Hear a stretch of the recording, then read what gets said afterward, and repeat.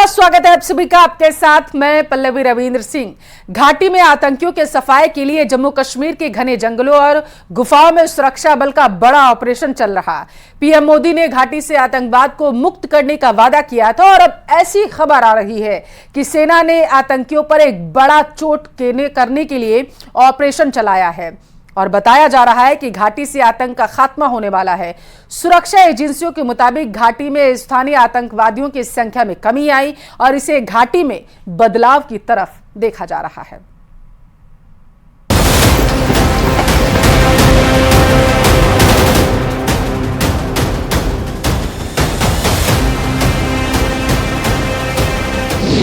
एक भी आतंकी नहीं बचेगा। पीएम मोदी पूरा करेंगे अपना वादा। घाटी में सेना का सबसे बड़ा ऑपरेशन। हिंदुस्तान की सेना ने कसम खाई है कि अब घाटी से चुन चुनकर आतंकियों का सफाया किया जाएगा। सेना और सुरक्षा बल ने जम्मू कश्मीर से आतंकियों के खात्मे के लिए एक बड़ा ऑपरेशन शुरू किया है। आतंकियों की तलाश के लिए जम्मू कश्मीर के जंगलों का कोना कोना सेना खंगाल रही है और गुफाओं में दुबके आतंकियों को ढूंढ रही है। सुरक्षा एजेंसियों से मिली जानकारी के मुताबिक कश्मीर में अभी 108 आतंकी एक्टिव हैं। सूत्रों के मुताबिक इसमें 67 विदेशी और 41 लोकल आतंकी हैं। विदेशी आतंकियों में कुछ घाटी में मौजूद हैं तो कुछ सीमा पार से साजिश रच रहे हैं। ये आतंकी या तो पाकिस्तान में बैठे हैं या पीओके से दहशतगर्दी के मॉड्यूल को ऑपरेट कर रहे हैं, जिन्हें भारत में बैठे आतंकियों के मददगारों से मदद मिल रही है। टारगेट ऑन है और जैसे ही आतंकी रडार में आएंगे उनका नाम दुनिया से मिट जाएगा, क्योंकि सेना और सुरक्षा बल ने अपने पिछले ऑपरेशन में ये साबित भी किया है। आतंक के खिलाफ एक्शन से जुटा डेटा बताता है कि पिछले साल से अब तक 78 आतंकियों का सफाया हुआ है। जम्मू कश्मीर में साल 2024 की शुरुआत से अब तक 7 आतंकी ढेर हो चुके हैं। 2023 में 71 आतंकी मारे गए थे, जिसमें 48 पाकिस्तानी और 23 घाटी से थे। 2022 में 183 आतंकी ढेर हुए थे, जिसमें 56 विदेशी और 127 स्थानीय थे। 2021 में 181 आतंकी मारे गए, जिसमें 30 पाकिस्तानी और 151 घाटी से थे। इस साल सेना और सुरक्षा बल ने 3 पाकिस्तानी और 2 स्थानीय आतंकियों को ढेर किया। इसके बाद कुछ दिन पहले ही 2 आतंकियों को कश्मीर में मार गिराया गया और इस साल मारे आतंकियों की संख्या 7 पहुंची है। सुरक्षा एजेंसियों के मुताबिक घाटी में स्थानीय आतंकियों की संख्या में कमी आई है और इसे घाटी में बड़े बदलाव की तरह देखा जा रहा है। यही नहीं, सुरक्षा बलों ने अपने ऑपरेशन से घुसपैठ की कई कोशिशों को नाकाम कर आतंकियों के मंसूबों पर पानी फेर दिया है। पिछले साल 12 आतंकियों ने घुसपैठ की कोशिश की और सभी आतंकी नाकाम रहे। 2022 में 50 आतंकियों ने घुसपैठ की कोशिश की, जिसमें सुरक्षा बल ने 36 घुसपैठ की कोशिशों को नाकाम किया। साल 2021 में 77 आतंकियों ने घुसपैठ की कोशिश की। सुरक्षा बल ने 43 घुसपैठ को नाकाम किया है। ये आंकड़े बताते हैं कि नए जम्मू कश्मीर की तस्वीर अब पूरी तरह से बदल रही है। पाकिस्तान की साजिश नाकाम हो रही है। आतंकी घुसपैठ करने में कामयाब नहीं हो पा रहे हैं, जिसकी बौखलाहट पाकिस्तान और पीओके में बैठे आतंकियों में साफ दिख रही है।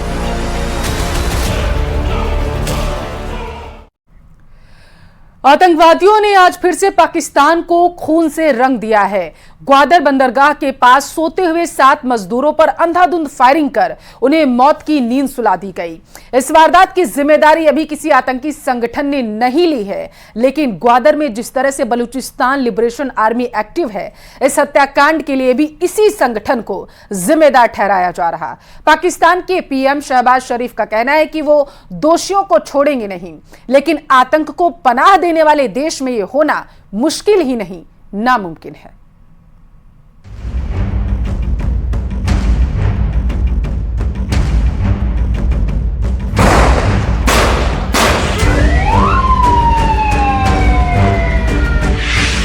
हिंदुस्तान में चुनाव हो, दुनिया में रूस यूक्रेन युद्ध हो, खाड़ी में इजराइल हमास जंग हो, दुनिया में चाहे किसी तरह का विकास हो या बदलाव हो, पाकिस्तान का एजेंडा एक सूत्री है। एक ही काम है खून बहाना निर्दोषों का। आतंक की फैक्ट्री में फिर 7 मासूम मजदूर पीस दिए गए। सोते हुए मजदूरों को आतंकवादियों ने गोलियों से भून डाला। ग्वादर में सरे शाम आतंकवादियों ने फिर कहर बरपाया है। 7 मजदूर जो कि एक सैलून में काम करते थे, उन पर अंधाधुंध गोलियां बरसाई गईं। 7 लोगों की मौत हो गई, एक जख्मी है। लेकिन पाकिस्तान में ये ओपन एंड शट केस है। पाकिस्तान के बच्चे को पता है कि दिन दिहाड़े AK-47 और रॉकेट लॉन्चरों से लैस आतंकवादी शहर गांव गलियों में घूमते हैं और जब चाहें जैसे चाहें जिसे चाहें उसे मौत की नींद सुला देते हैं। ग्वादर इस वक्त खून, मौत और मातम का अड्डा बन चुका है। आपको आगे दिखाएंगे कि ग्वादर में बार बार आतंकी हमले क्यों हो रहे हैं, लेकिन उससे पहले ग्वादर का भूगोल बहुत ध्यान से समझने की जरूरत है। ग्वादर बलूचिस्तान प्रांत के दक्षिणी पश्चिमी इलाके में स्थित है। ग्वादर के दक्षिण में लहराता अरेबियन सी है, पश्चिम में ईरान पड़ता है और उत्तर में अफगानिस्तान का इलाका है। ग्वादर पाकिस्तान का वो क्षेत्र है जहां कहने भर के लिए पाकिस्तान की हुकूमत चलती है, लेकिन सच्चाई ये है कि अफगानिस्तान की सीमा पार कराने वाले आतंकवादी ग्वादर के बेगुनाहों पर मौत बनकर बरसते हैं। ग्वादर की पुलिस, पाकिस्तान की फोर्स और तमाम सुरक्षा एजेंसियां देखती रह जाती हैं और मौत के सौदागर ग्वादर को खून से रंग देते हैं।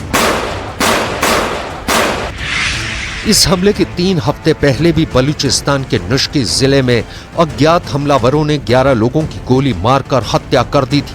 हमलावरों ने 2 अलग अलग जगहों पर 9 लोगों को मार गिराया था। बोए पेड़ बबूल का आम कहां से होए।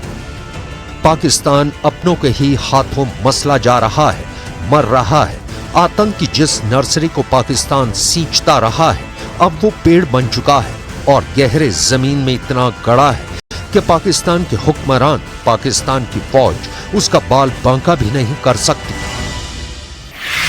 पाकिस्तान में बढ़ते आतंकी हमलों की सबसे लेटेस्ट रिपोर्ट आपको आगे दिखाएंगे, लेकिन उसके पहले ये समझने की कोशिश करते हैं कि ग्वादर ही बार बार आतंकियों के निशाने पर क्यों होता है। ग्वादर में बलूच लिबरेशन आर्मी बहुत एक्टिव है। इसका कारण आज का नहीं है, इसके लिए आपको बहुत पीछे जाना होगा, जहां से आग सुलगनी शुरू हुई जो अब ग्वादर को जला रही है। बलूचिस्तान के लोगों का मानना है कि भारत पाकिस्तान बंटवारे के वक्त उन्हें जबरदस्ती पाकिस्तान में शामिल कर लिया गया, जबकि वो खुद को एक आजाद मुल्क के तौर पर देखना चाहते थे। ऐसा नहीं हो सका, इसलिए इस प्रांत के लोगों का पाकिस्तान की सरकार और वहां की सेना के साथ संघर्ष चलता रहा और वो आज भी बरकरार है। बलूचिस्तान की आजादी की मांग करने वाले फिलहाल कई अलगाववादी समूह एक्टिव हैं। इन्हीं में से सबसे पुराने और असरदार संगठनों में से एक BLA यानी बलूचिस्तान लिबरेशन आर्मी। बलूचों के खिलाफ पाकिस्तानी फौज के जुल्म और अत्याचारों की कहानियों से तारीखें पटी पड़ी हैं, लेकिन बलूचों का विरोध कम नहीं हुआ। सशस्त्र विरोध की ज्वाला शांत नहीं हुई। ग्वादर में हमले का जो दूसरा कारण है उसे समझना भी बहुत जरूरी है। हमलों का एक और कारण है ग्वादर में चीन के बेल्ट एंड रोड पहल के कारण पाकिस्तान का सबसे बड़ा आर्थिक गलियारा। यहाँ अलगाववादी लंबे समय से प्रांत के नेचुरल रिसोर्सेज में अधिक हिस्सेदारी की मांग को लेकर सरकार से लड़ रहे हैं। तो आप समझ गए होंगे कि पाकिस्तान में मासूमों की जान का सौदा सिर्फ आतंकवादी नहीं कर रहे, बल्कि इसमें चीन भी शामिल है, जिसकी नजर ग्वादर बंदरगाह पर है, जहां चीन को फायदा ही फायदा दिखता है। चीन को इससे कोई फर्क नहीं पड़ता कि इसके चक्कर में वो बलूचों का हक मार रहा है। पाकिस्तान चीन के कर्ज के बोझ से दबा है और वो चीन को आंख नहीं दिखा सकता, लिहाजा बलूचिस्तान में खून पर खून हो रहे हैं।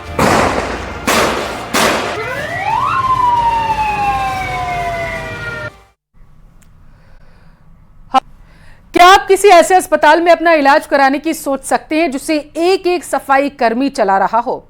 नहीं ना। डूंगरपुर में ऐसा ही मामला सामने आया है।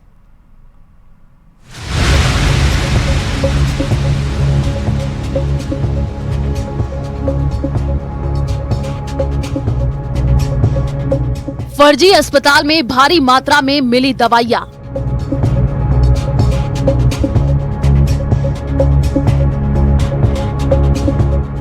एक अस्पताल में सफाई कर्मचारी था झोला छाप।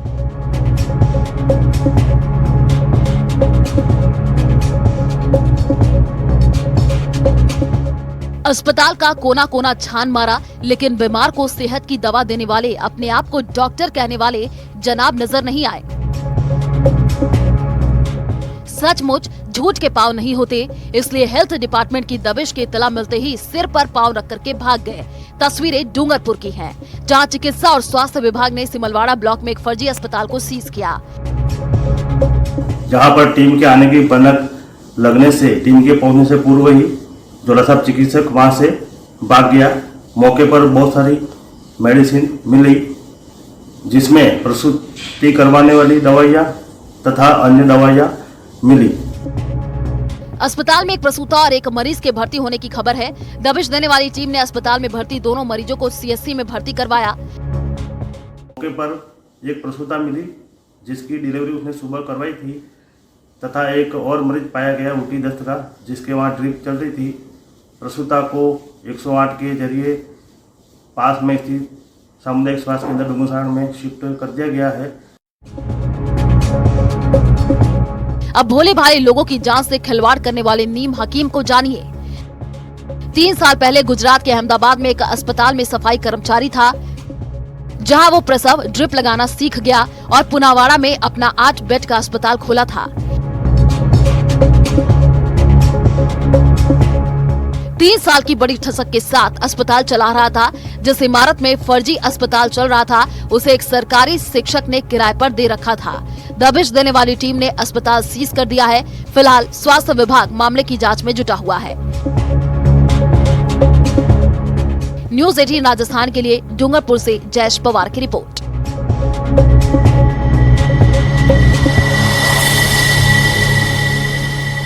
गाजा की लड़ाई के साथ यूक्रेन पर मिसाइलों की बारिश शुरू हो चुकी है। यूक्रेन के जनरल ने अब जेलेंस्की से कह दिया कि अगर उनके पास हथियार नहीं पहुंचे तो रूस यूक्रेन के अंदर लाशों का हाईवे तैयार कर देगा।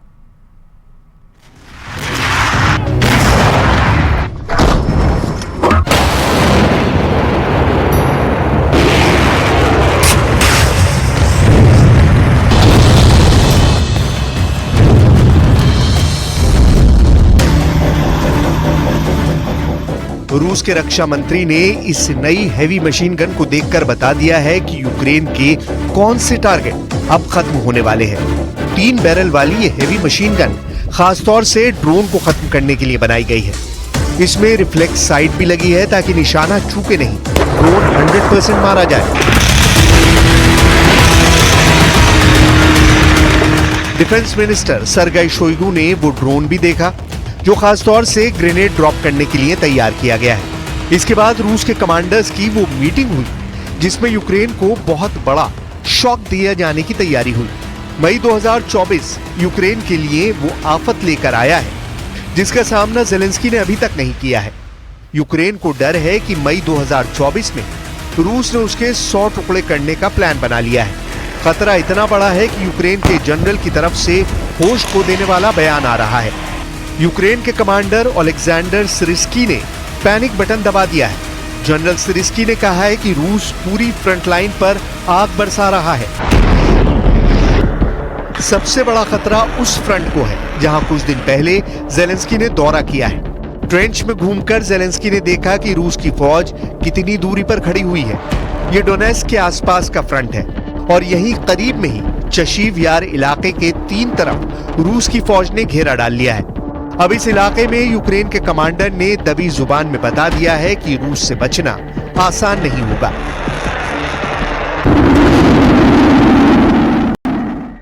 Лінія оборони довкола Часового Яру є дуже динамічною. Можна сказати, вона вся палає у вогні. यूक्रेन के कर्नल का डर सही है। रूस ने चशीव यार से 100 किलोमीटर दूर नोवोमीखलीव्का इलाके पर कब्जा कर लिया है। ये जगह भी डोनेट्स्क के करीब है। हफ्तों की गोलीबारी के बाद रूस ने यहां ड्रोन से वीडियो बनाकर दिखा दिया कि उसका इलाके पर कब्जा हो चुका है। पुतिन अब रहम दिखाने के मूड में नहीं है। पुतिन को रिजल्ट चाहिए, इसीलिए मई के महीने की शुरुआत ऐसे हमलों से हो रही है। ये दक्षिण यूक्रेन की पोर्ट सिटी ओडेसा है और यहाँ काला सागर के करीब बनी इस इमारत पर रूस की मिसाइल गिरी है। इसे हैरी पॉटर कैसल कहा जाता था। Щоденні російські ракетні удари, щоденні спроби окупанта зруйнувати більше наших позицій. Все це можна зупинити, можна зірвати російські наступальні плани. Але для цього українська сила має спиратися на достатню підтримку від партнерів, на патріоти, які потрібні. ज़ेलेंस्की की बात अगर आपने गौर से समझी तो उन्होंने 3 बात कही है। रूस की मिसाइल कयामत बनकर बरस रही है, यूक्रेन को इन मिसाइलों को रोकने के लिए पैट्रियट एयर डिफेंस सिस्टम चाहिए और रूस के टारगेट को तबाह करने के लिए 155 मिलीमीटर के गोलों की जरूरत है। ज़ेलेंस्की को साफ साफ पुतिन का मई प्लान नजर आ रहा है। इसी प्लान की वजह से यूक्रेन पर 100 टुकड़ों वाला खतरा मंडरा रहा है। अमेरिका ने भी इस युद्ध को लंबा खींचने में कोई कसर नहीं छोड़ी है। $60 अरब की मदद यूक्रेन को पहुंचाने का ऐलान हो चुका है, जबकि $1 बिलियन यानी करीब 8,000 करोड़ के हथियार फौरन सप्लाई करने की तैयारी हो चुकी है। यही बात बताने के लिए ज़ेलेंस्की हर फ्रंट पर दौड़े दौड़े पहुंच रहे हैं ताकि फौज का हौसला न टूटे, क्योंकि कई फ्रंट से ऐसी खबरें लगातार आ रही हैं कि गोला बारूद खत्म होने की वजह से यूक्रेन के सैनिकों की हिम्मत टूट रही है, क्योंकि रूस की मिसाइलें यूक्रेन पर मौत बनकर बरस रही हैं। One of Ukraine's biggest... और चलिए इसी के साथ फिलहाल के लिए इस बुलेटिन में बस इतना ही। रुकते हैं छोटे से ब्रेक के लिए। आप देखते रहिए न्यूज़ 18।